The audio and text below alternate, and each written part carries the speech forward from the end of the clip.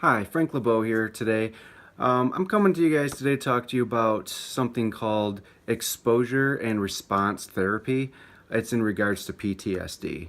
If you're not familiar with what PTSD is, it's post-traumatic stress disorder.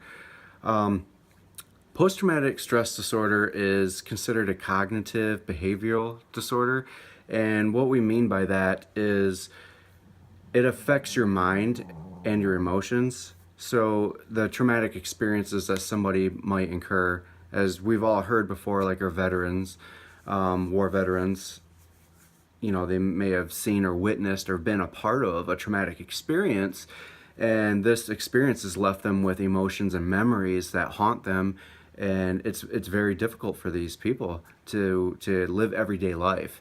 So one of the treatments that we offer for them is called exposure and response therapy, and that treats the cognitive behavioral side of this. But let's go back for a second and talk a little bit more about PTSD before we continue on more with the treatment, because the reason is everybody wants to immediately think of our veterans, and although that is true that many of them suffer from PTSD, there's a lot of other people that suffer from it too.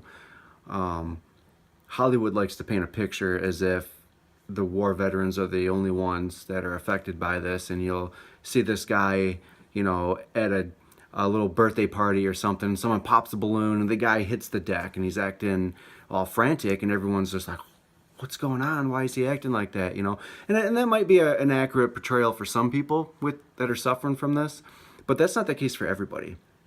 Right. So along with your war veterans that are there, a lot of them are definitely suffering from this, and I'm not taking away from that in any kind of way. But you also have people that are there may be rape victims, right?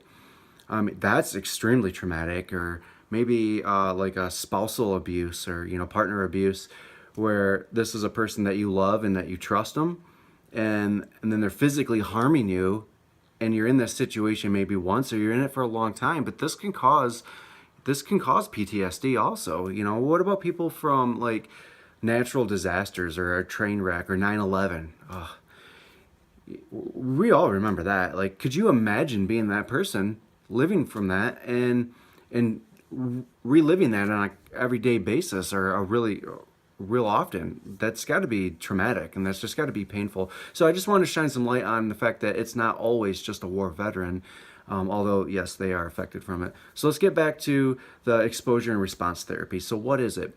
What it is it's a therapy that's designed to work with the person who's suffering from PTSD or other fears, such as like agoraphobia, where they're afraid to go outside, and we'll talk about that a little bit more in a minute. And not just outside, but confined places that are difficult to escape, right? So we'll talk about that more in just a minute.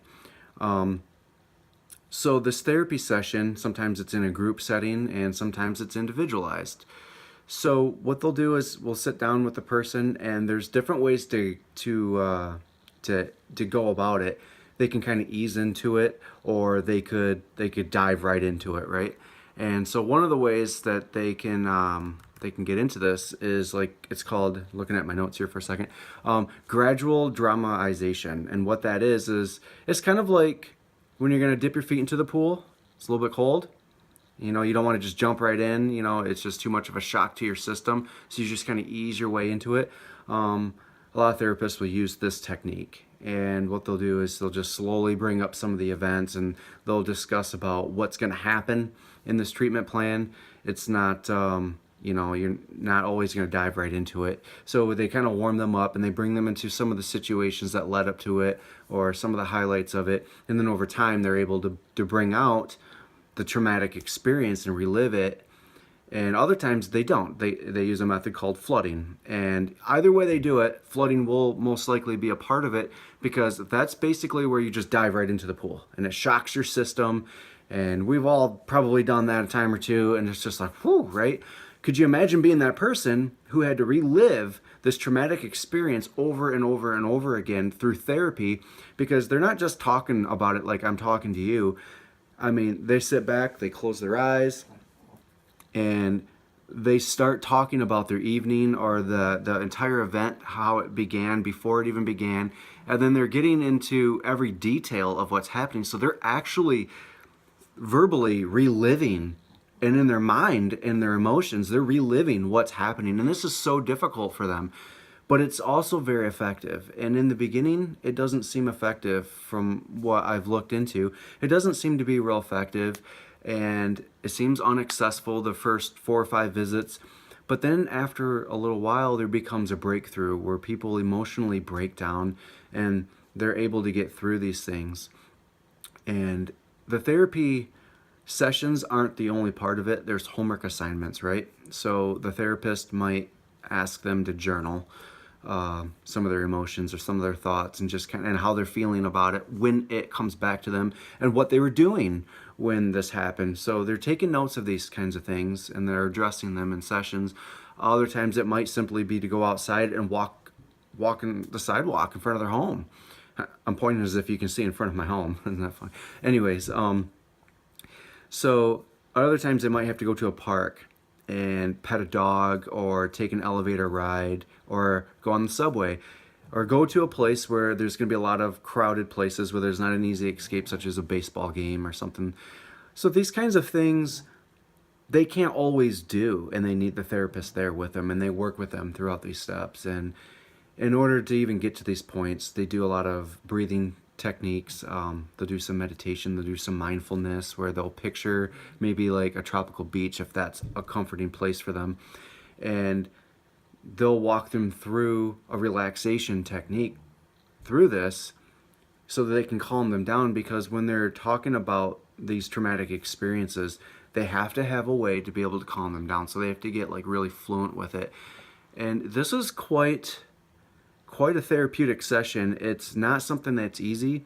And if you're somebody who's interested in this, make sure you do your homework and find a therapist who has a lot of experience, and you ask questions such as, how successful are you with this type of technique, and when's the last time that you performed it successfully, and how many years have you been doing it. Ask them where they got their credentials from.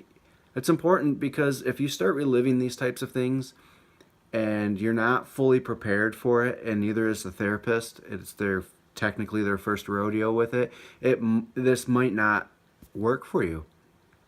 And you wouldn't want to be left harmed more than you were before. So make sure that you do your homework with it. I hope this has been helpful for you. I YouTubed some things and learned a few things about it, and I did some nursing journals. So I don't trust everything on Wikipedia, but although there are some things on there that are useful, do your homework on it if you're interested in it, and I hope this video helped. So, all right, that's it. Have a great day.